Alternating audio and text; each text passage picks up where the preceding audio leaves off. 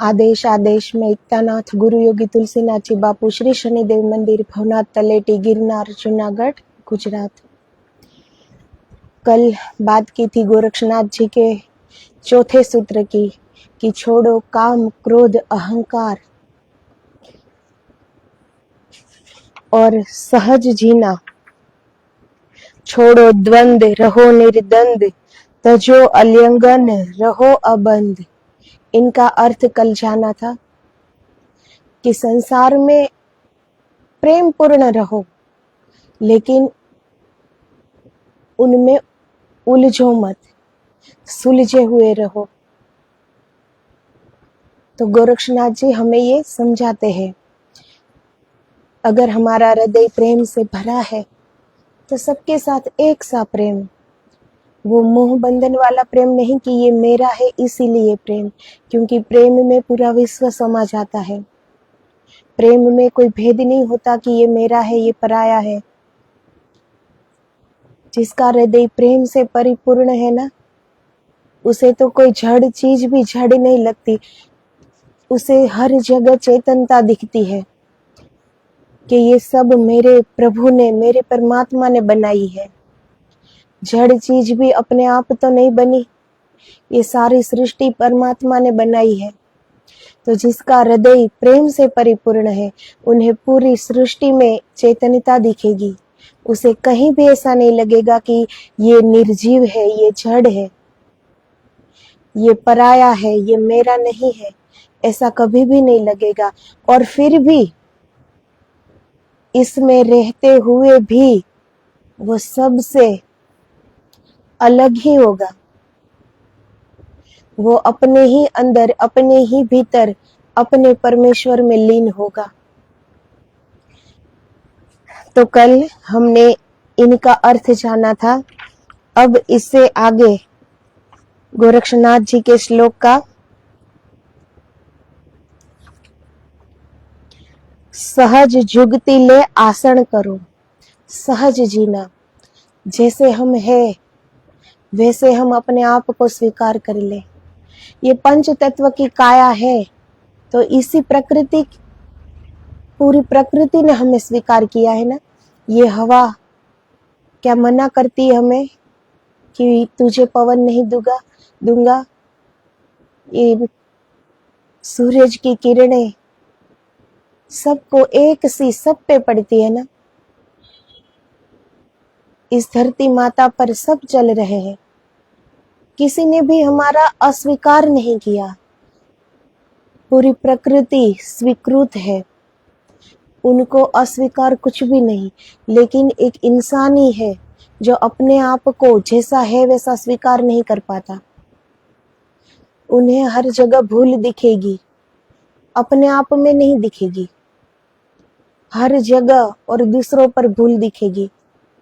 इसीलिए गोरक्षनाथ जी कहते हैं कि स्वयं पे लौटाओ, स्वयं को देखो, स्वयं का अवलोकन करो, स्वयं के भीतर उतरो, अपनी चेतना को देखो, अपनी आत्मा को देखो, अपने दिव्य पुंज को देखो, और उन सब से पहले अपने दोष को देखो कि कहाँ भूल हो रही है,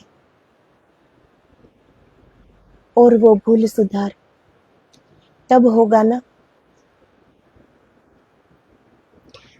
तो सहज जुगति ले आसन करो। अगर तुम्हारा जीवन सहज हो जाए तो बस ठहर गए, आसन लग गया। यही असली आसन है। पालथी मारकर और सिद्धासन लगाना यही सिर्फ आसन है, ये नहीं है। वह तो कोई भी लगा ले, वह तो कोई कसरत करता हो, कोई व्यायाम करता हो, कोई योगा करता हो, वो भी पद्मासन लगा सकता है।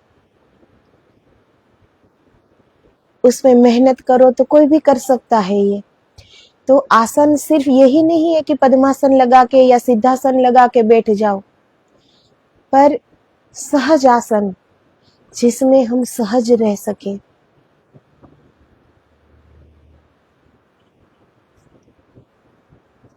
शरीर के लिए स्वास्थ्यकर है।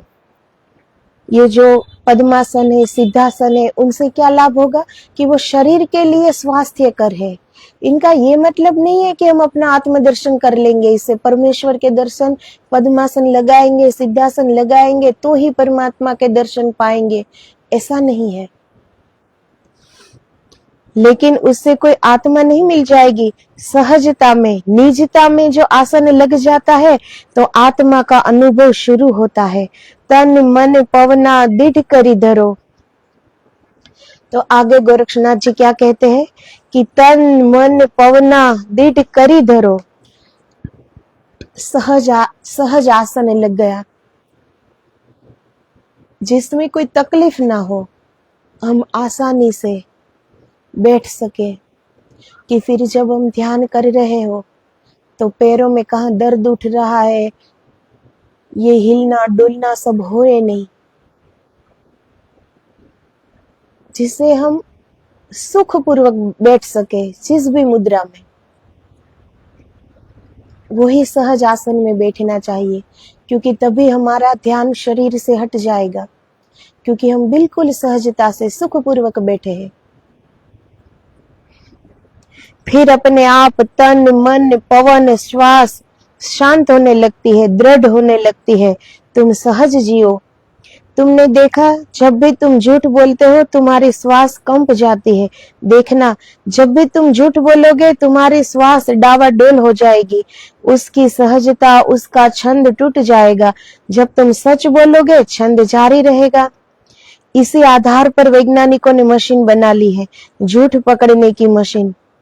तो पश्चिम के देशों में भी ऐसी मशीन है, ये इसी के आधार पर है। जब हम झूठ बोलते हैं तो हमारी श्वास डावाडोल हो जाती है।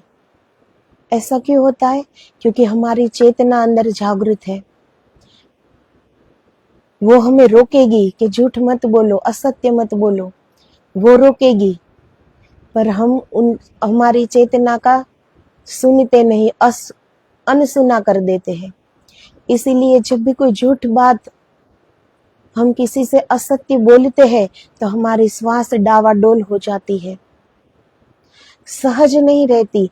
जैसे हम जब सच बोल रहे होते हैं, कोई भी अच्छे से सहजता से बात कर रहे होते हैं, तब हमारी जो सांस होती है वो बहुत सहज श्वास होती है। लेकिन जब हम झूठ बोलते हैं तो हमारी सांस डावाडोल हो जाती है। इसी के आधार पर वैज्ञानिकों ने मशीन बनाई है। पश्चिम के देशों में ऐसी मशीनें हैं, उनका उपयोग बहुत साल पहले उन लोगों ने शुरू कर दिया था कि जब भी कोई झूठ बोलता है तो उनकी सांसों से वो पकड़ लेते हैं, उनकी सांसें डावाडोल हो जाती है और वो पकड़ में आ जाता है कि ये बात झूठ बोल रहा है।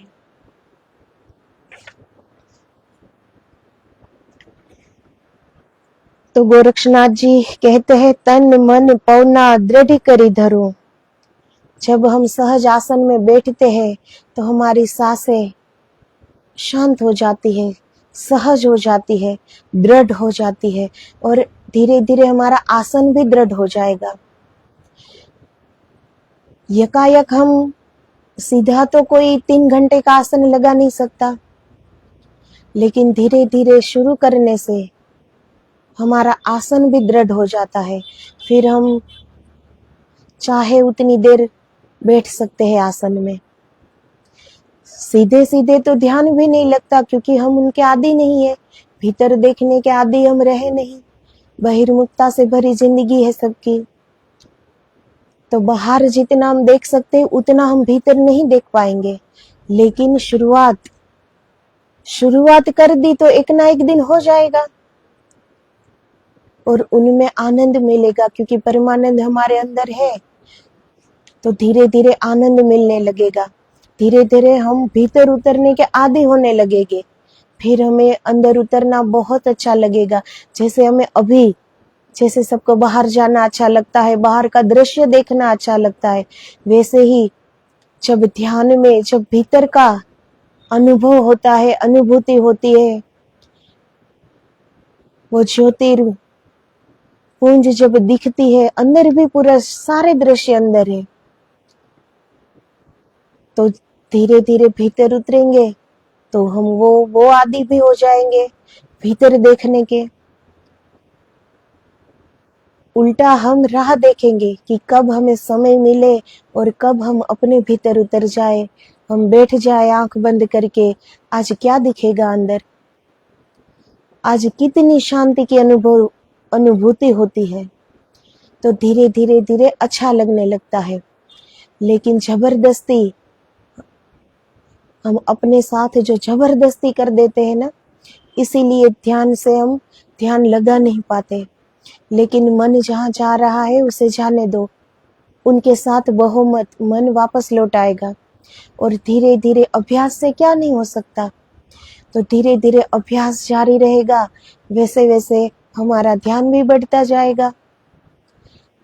तो गोरक्षनाथ जी ये कहते हैं कि सुख पूर्वक, जो भी जिसमें भी अच्छा लगे, आनंद पूर्वक, क्योंकि भीतर हमें आनंद दाता को ही मिलने जाना है ना, तो आनंद के रास्ते ही जाओ, जबरदस्ती नहीं कि पद्मासन नहीं लग रहा है फिर भी जबरदस्ती लगे रहो, सह नहीं पा रहे हैं फिर भी जबरदस्ती बैठे रहो, तो फिर हम अंदर ध्यान नहीं लगा पाएंगे, हमारा सारा ध्यान हमारे पैरों के दर्द पर रहेगा। इसीलिए जिसमें हम सुखपूर्वक बैठ सके, सहजता से ऐसे आसन में बैठना चाहिए, तो वो आसन धीरे धीरे दृढ़ हो जाएगा।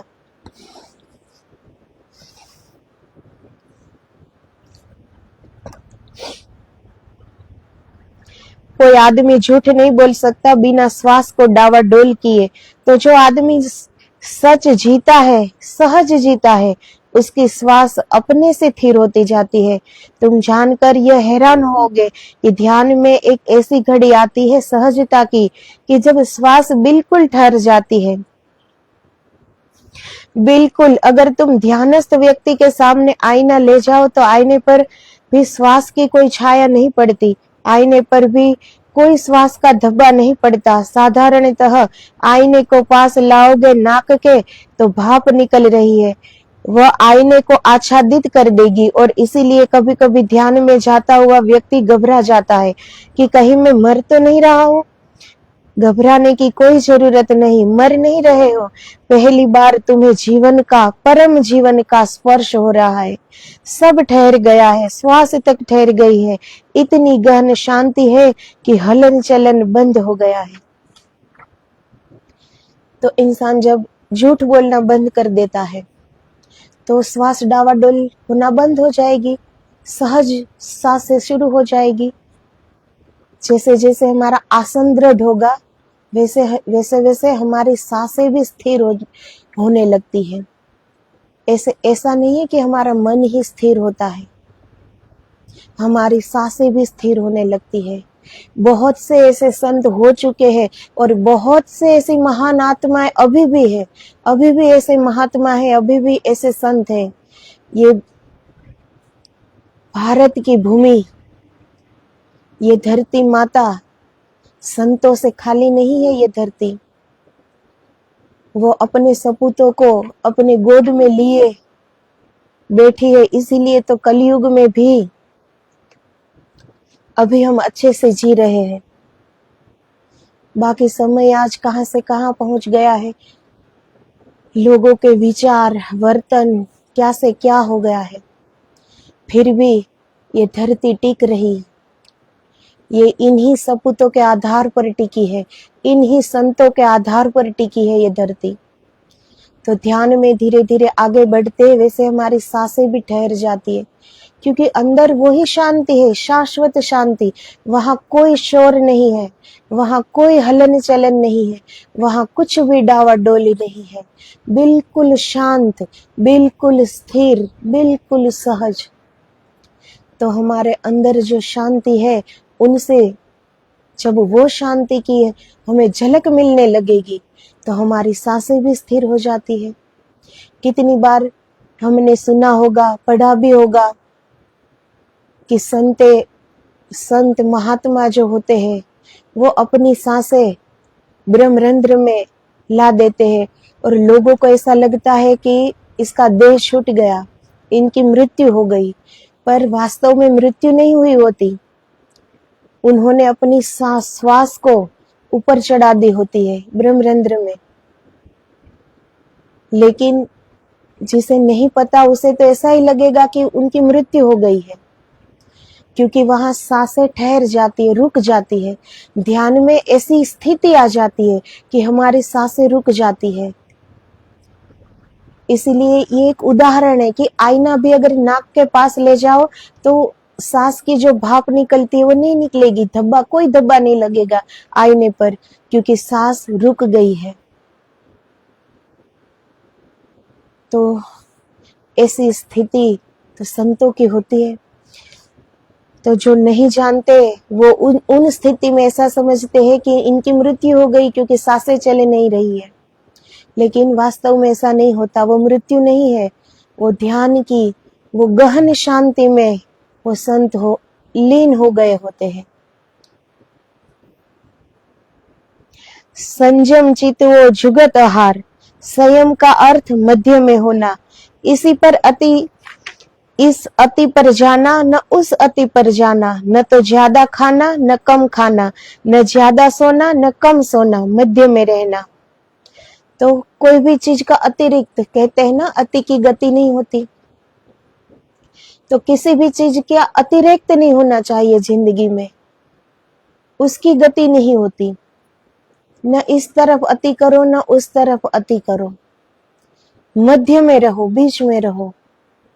न ज्यादा खाओ न भूखे रहो, न ज्यादा सो न निंद्रा को त्यजो, मध्य में रहो।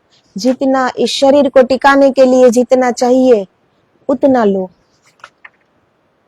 संयम चितवो, और जिसके चित्त में संयम आ गया, मध्य आ गया, सब सुधर गया, जुगत आहार। फिर युक्ति पूर्वक आहार करना, व्यर्थ का आहार मत करना। आहार शब्द बड़ा है, उसका अर्थ सिर्फ भोजन नहीं होता। आहार का अर्थ होता है जो भी तुम भीतर लेते हो। कोई आदमी आया और करने लगा गपशप, जो आदमी संयमी है वह कहेगा, भाई यह आहार मुझे मत करवाओ, मेरे कान में यह व्यर्थ की गपशप न डालो, क्या प्रयोजन, मुझे इसमें कुछ रस नहीं है, क्योंकि यह भोजन है कान का। जो आदमी युक्ति पूर्वक आहार करता है वह कूड़ा करकट नहीं पड़ेगा, वह व्यर्थ की चीजें नहीं पड़ता रहेगा। क्यों? क्योंकि वह भी आहार है। तो ऐसा नहीं है कि हम जो भोजन ले रहे हैं अपने मुख से वही आहार हम ले रहे हैं। आहार हम कान से भी कोई आके गपशप करने लगे, इधर उधर की बातें, किसी की निंदा कुथली करने लगे, तो वो भी हमारे कान के द्वारा अंदर ही हमारे ही भीतर जाता है ना, तो वो कान का आहार है। तो जो संयमी होगा, जिनके अंदर संयम है, जिनके अंदर वो समझ है, जो मध्य में जी रहा है, तो उसे ये पता है, तो वो सामने से कहेगा कि भाई ये आहार मुझे मत दो, मुझे नहीं सुनना। किसी की बातें सुनकर आखिर मिलता क्या है? कोई जैसा भी हो, लेकिन उनकी बातें सुनने से या करने से हमें क्या प्राप्ति होती है? सिर्फ हमारा समय बिगड़ता है, मन बिगड़ता है, उनके बारे हम सोचने लगते हैं कि ऐसा किया, ऐसा है ये व्यक्ति, इससे ज्यादा क्या होगा?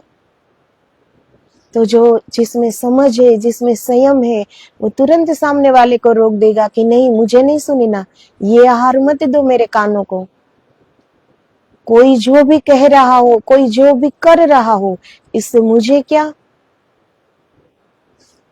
तो आहार सिर्फ मुख से लेते हैं वही आहार नहीं होता, जो भी हम अपने भीतर लेते हैं वो सब आहार ही है।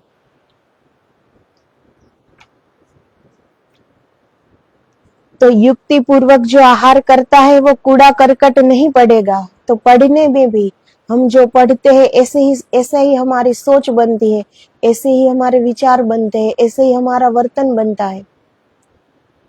तो जो हम पढ़ते हैं वो भी हमारे अंदर ही जाता है ना, मन अंदर से ही पढ़ते हैं ना, आंखों से पढ़ते हैं लेकिन ये बातें तो अंदर ही जा रही है ना हमारे। तो जो संयमी व्यक्ति होगा वो व्यर्थ की बातें कभी नहीं पढ़ेगा, न व्यर्थ की बातें बोलेगा, न व्यर्थ का दृश्य कोई देखेगा। वो आंखों से भी संयमित होगा, वो व्यर्थ के दृश्य देखने में, नजारे लेने में अपना समय बर्बाद नहीं करेगा, क्योंकि आंखों से भी जो देख रहे हैं वो आंखों का आहार है, वो भी अंदर ही जा रहा है। तो जिनमें संयम आ जाता है वो अपने स्वयं पर लौट आता है, उससे फिर बाहरी चीजों से कोई मतलब नहीं रहता। वो सिर्फ हमें जैसे एक संत जीते हैं, हमें सिर्फ दिख रहे हैं कि वो हमारे जैसे ही है, बिल्कुल हमारे जैसे, 2 आंखें, 2 कान, नाक, मुख, हाथ, पैर, और हमारे जैसे ही है, लेकिन वो हमारे जैसे होते हुए भी हमारे जैसे नहीं है। वो सिर्फ हमें दिख रहे हैं ऐसे,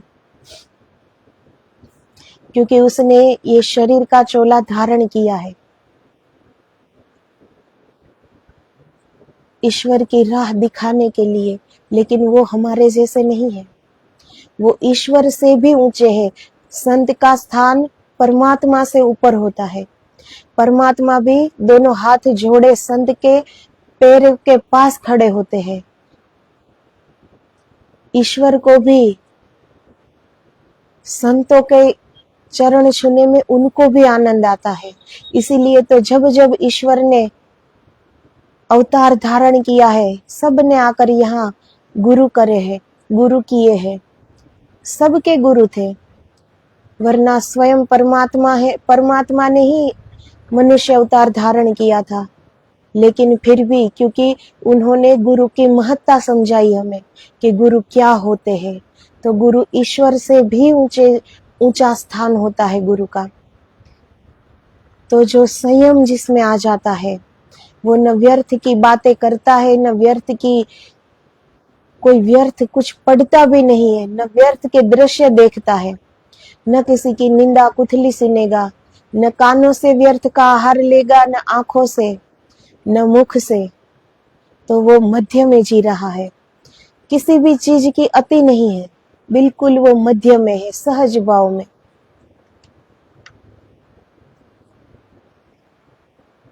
व्यर्थ की चीजें नहीं पढ़ता होगा, क्यों? क्योंकि वह भी आहार है।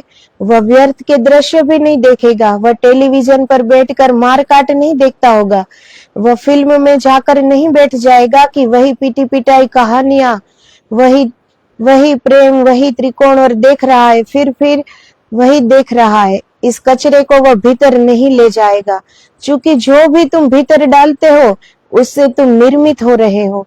भोजन ही नहीं है अकेली चीज आहार, सब चीजें जो तुम भीतर ले जाते हो आहार है। तो हम जैसा देखते हैं ऐसा सोचने लगते हैं, तो वो हमारे जीवन पर भी उनका असर हो जाता है। जैसा हम सोचते हैं, विचार करते हैं, वर्तन ऐसा ही हमारा बर्ताव हो जाता है फिर।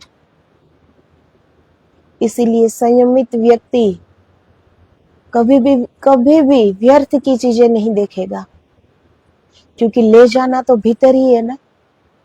और जिनमें संयम आ गया वो तो अपने भीतर ही जी रहा है, उसे फिर बाहर के दृश्यों से कोई लेना देना नहीं होता। निंद्रा तजो जीवन का काल, और ऐसा व्यक्ति मूर्छा छोड़ने लगेगा। निंद्रा का अर्थ यह मत समझना कि वह सोएगा ही नहीं, सोएगा, लेकिन अब निंद्रित नहीं सोएगा। यह जरा सोचने की बात है। अब निंद्रित जागेगा भी नहीं।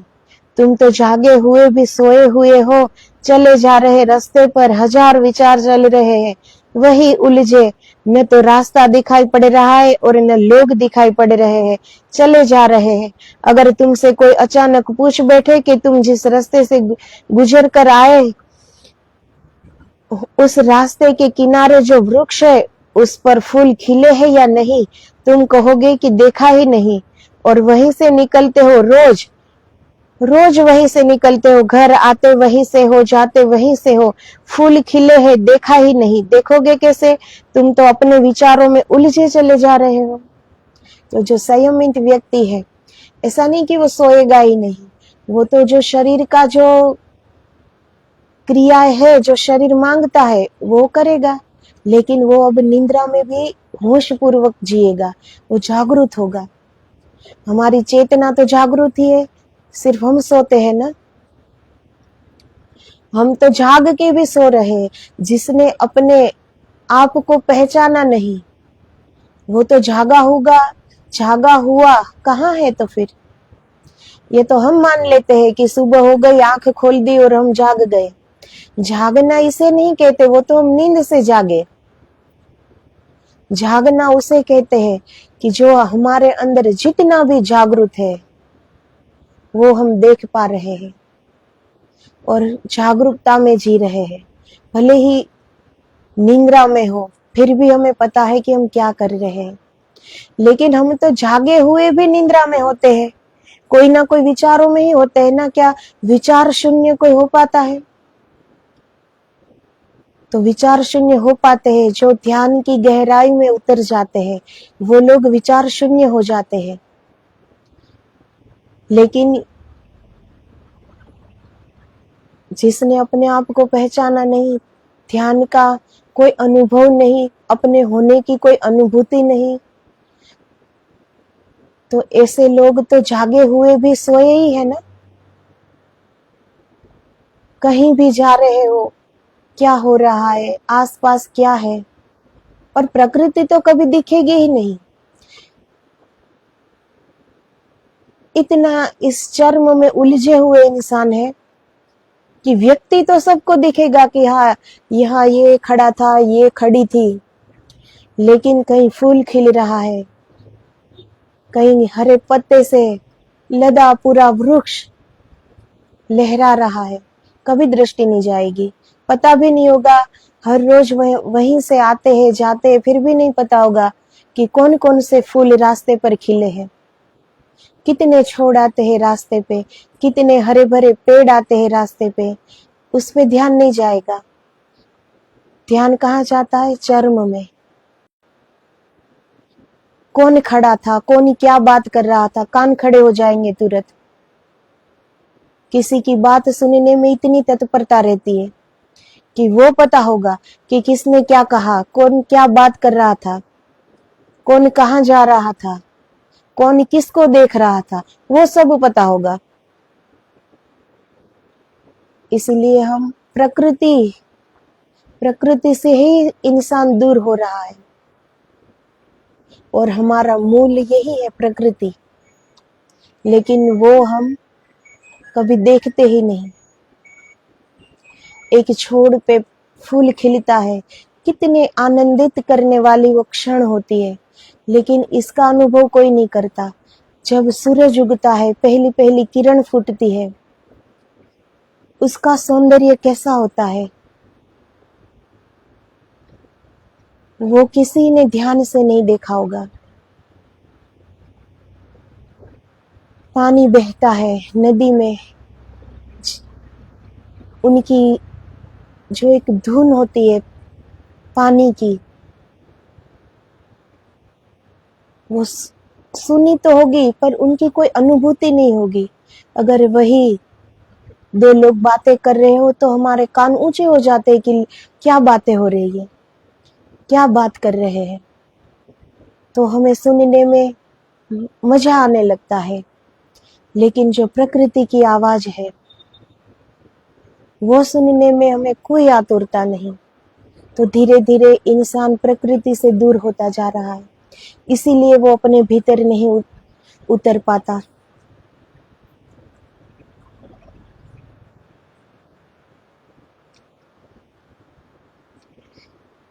लोग अपने विचारों में दबे चल रहे हैं, सोए चल रहे हैं, यही निंद्रा है। जैसे जैसे निर्विचार होगे, जागरण आएगा, तब तुम चकित होकर पाओगे कि जगत बहुत सुंदर है। आंख से धूल हट गई विचारों की तो जगत का प्रतिबिंब ठीक ठीक बनने लगता है। विचारों की तरंगे भीतर बंद हो गई तो झील शांत हो गई। शांत झील पर पूरा चांद उतर आता है, जगत अपूर्व रंगों से भर जाता है।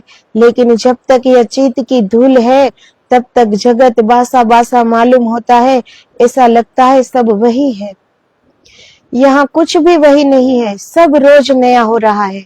जो सूरज तुमने कल विदा किया था, ठीक सूरज आज वैसा ही विदा नहीं होगा। आज की सांझ कुछ नए रंग खिलाएगी। तो ये हर क्षण परिवर्तन है, हमें ऐसा लगता है कि कल का सूरज जो डूब रहा था, ऐसा ही सूरज वापस सुबह उदय होता है, पर ऐसा नहीं होता।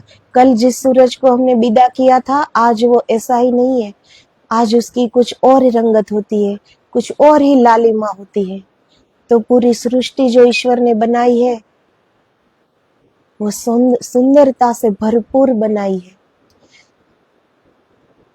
सारी प्रकृति की इतनी सुंदरता है, भव्यता है, रम्यता है, पर हमारी दृष्टि वहां नहीं जाती। जाती भी है तो देख के हम सिर्फ देख भर लेते हैं, कभी उनके बारे में सोचा नहीं, कभी अंदर उतर कर हमने कुछ महसूस नहीं किया, कुछ एहसास ही नहीं हो रहा है इंसान को।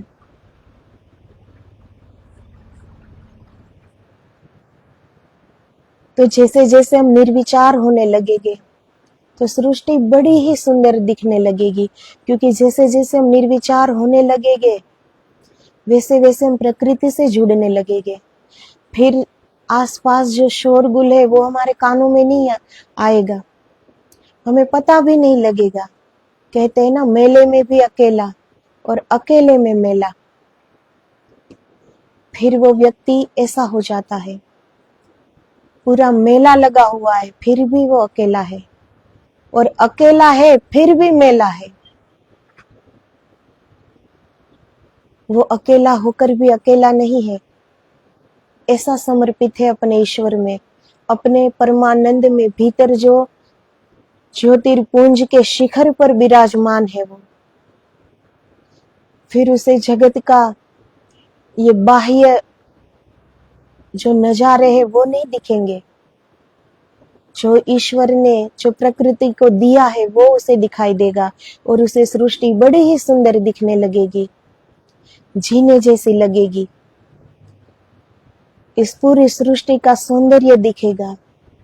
तो ध्यान की गहराई में जब उतरते हैं, फिर ये चर्म का भेद मिट जाता है, फिर उसे कोई दूसरा यहाँ नहीं दिख पड़ता, फिर उसे चारों ओर अपने परमात्मा ही दिखेगा। चारों ओर एक ब्रह्म व्याप्त है। जब उसे पता चल जाता है, फिर किससे क्या सुनना और किससे क्या कहना,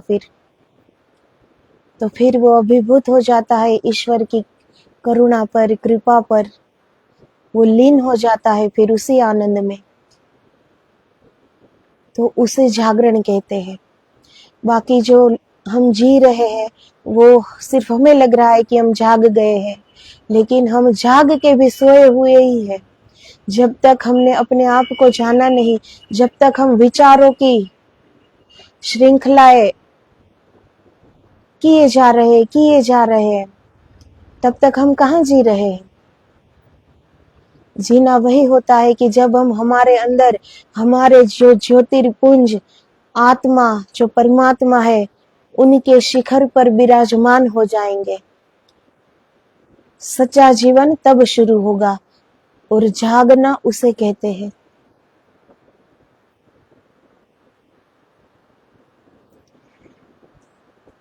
तो आज के सूर्यास्त की आभा कुछ और होगी, आज का सूर्योदय भी कुछ और था। प्रतिपल सब बदल रहा है, यही तो जीवन का अर्थ है, नहीं तो सब मर गया होता। मुर्दा नहीं है अस्तित्व, अस्तित्व जीवित प्रवाह है। लेकिन तुम नींद में पड़े हो, तुम्हें पता ही नहीं चलता, तुम चले जा रहे हो, किसी तरह चले जा रहे हो। अभी तुम्हारा जागरण भी निंद्रा है, और एक ऐसी घड़ी आती है होश की जब नींद भी होती है, शरीर सोया होता है, लेकिन भीतर एक छोटा सा दिया होश का जलता रहता है। ऐसा कभी कभी तुम्हारी जिंदगी में भी होता है। जैसे किसी माँ को बच्चा पैदा होता है, वर्षा है, खूब मेघ गरज रहे हैं, बिजली कौंध रही है, उसे सुनाई नहीं पड़ता, लेकिन बच्चा जरा कुनमुन करे और उसे सुनाई पड़ जाता है। मामला क्या है? आकाश में बादल गरज रहे हैं, बिजली गिर रही है, और माँ को कुछ पता नहीं, वह मस्त सो रही है गहरी नींद में, और बच्चा जरा सा कुनमुनाता है, तत्क्षण जग जाती है। उसके भीतर कोई जगा हुआ है, थोड़ा सा हिस्सा जागा हुआ है, राह देख रहा है कि कहीं बच्चे को कोई अड़चन न हो जाए। उसका मातृत्व जगा हुआ है। तो जब हमारा शरीर सोता सिर्फ शरीर ही है, हमारी चेतना तो जागृत ही है अंदर, लेकिन हमने अपनी चेतना का, आत्मा का दर्शन नहीं किया। इसीलिए हमें ऐसा लगता है कि हम सो गए, हम निंद्रा में हैं, और हम पूरी तरह जैसे हमारी मृत्यु हो गई हो ऐसे हम सो जाते हैं। लेकिन जो ध्यान करते हैं, जो संयमित व्यक्ति होते हैं, जिसमें भरपूर संयम है, उनका सिर्फ शरीर सोता है, अंदर से वो जागृत होता है। और ऐसा अनुभव एक माँ को होता है। बाहर तूफान चल रहा हो, बिजली गरज रही हो, भारी बारिश हो रही हो, लेकिन माँ की नींद नहीं उड़ती। लेकिन बच्चा जरा सा भी रोए तो माँ तत्क्षण उठ जाती है कि मेरा बच्चा रोया। इतनी सारी आवाज आ रही है बाहर, तो उसे नहीं पता, क्यों? क्योंकि वो निंद्रा में है। लेकिन बच्चा क्या जरा सा रोया, तुरंत माँ जग जाती है। क्यों? क्योंकि उस समय उसका मातृत्व अंदर से जागृत होता है। इसीलिए तो जिस व्यक्ति में ध्यान जागृत हो जाता है, तो अंदर का दिया वो जागृत ही रहता है, वो जलता ही रहता है। सिर्फ फिर हमारा शरीर सोता है और हम 24 घंटे जागृत होते हैं। तो धीरे धीरे में पता चलता है कि हम शरीर नहीं है। जो ये क्रियाएं कर रहा है, जो सो रहा है, खा रहा है, ये जो भी कुछ हो रहा है, ये सिर्फ शरीर कर रहा है, और हम शरीर नहीं है। शरीर हमसे अलग है। ये हम जब ध्यान करेंगे तब पता चलेगा कि हमारे कितने शरीर है अंदर, और हम किस दिव्य पुंज पर विराजित है, हम कौन है, हम कहाँ से आए हैं। ये जानना हो तो हमें जागरूक होके जीना पड़ेगा और भीतर उतरना पड़ेगा। होश पूर्वक अपने आप को देखना पड़ेगा। लेकिन यहाँ सब मूर्छित होकर जी रहे हैं, क्योंकि जागने का अर्थ कोई कोई विरल आत्मा ही जान पाई। बाकी तो सब रात को सोते हैं और सुबह सबको लगता है कि हम जाग गए। तो इस तरह जागना नहीं होता। अंदर का जागरण और होश पूर्वक जीवन जीना, उसे जागरण कहते हैं। अपने आप को पहचानना, इसे जागरण कहते हैं। निर्विचार हो जाना, इसे जागरण कहते हैं। सांस ठहर जाती है, इसे जागरण कहते हैं। मन में कोई विचार नहीं है, कोई द्वंद्व नहीं है, कोई दुविधा नहीं है, शाश्वत शांति में लीन है, उसे जागरण कहते हैं। हर तरफ हम एक ही तत्व दिखता है। यहाँ कुछ हमें अनित्य नहीं दिखता, न नित्य दिखता है, एकदम सम दिखता है। जो भी है मेरे परमात्मा ने बनाया है। न किसी के प्रति क्रोध है, न गुस्सा है, एक सा भाव है। हृदय अगर प्रेम से परिपूर्ण है, प्रेम में पूरा विश्व समा जाता है, तो प्रेम है बस। क्यों? क्योंकि सारी सृष्टि मेरे परमात्मा ने बनाई है, उनमें सारा कुछ मेरे परमात्मा का है। इस भाव से प्रेम, तो वो संसार में रहते हुए भी संसार से अलिप्त रहेगा, वो जागरण है। तो गोरक्षनाथ जी के आज का श्लोक कि सहज जुगति ले आसन करो, तन मन पवना दृढ़ करी धरो, संजम चितवो जुगत आहार। तो इनका ये अर्थ होता है कि सहज में बैठो, जैसे भी तुम ध्यान लगा सकते हो, सुख पूर्वक बैठो, और इतना ही आहार लो, न अति आहार लो और न भूखे रहो। शरीर को जितना चाहिए उतना दो। और आहार सिर्फ मुख से नहीं लेते, कान से भी व्यर्थ का आहार मत लो। और ध्यान में धीरे धीरे शुरुआत करो। तो धीरे धीरे विचार आना बंद हो जाएगा। जब तक हम विचारों में जी रहे हैं तब तक हमारे अंदर अशांति ही है, तब तक हमारे अंदर एक युद्ध चल रहा है, तब तक शांति का अनुभव हमें हो ही नहीं सकता। जब तक हम निर्विचार नहीं हो जाते तब तक हम शाश्वत शांति की अनुभूति कर ही नहीं सकते। तो ये कोई आसान बात नहीं है, लेकिन अभ्यास करने से, एक दृढ़ संकल्प करने से और शुरुआत करने से, आलस्य छोड़ देने से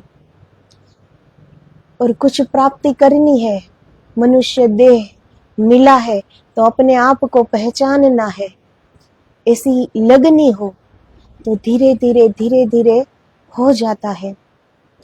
तो धीरे धीरे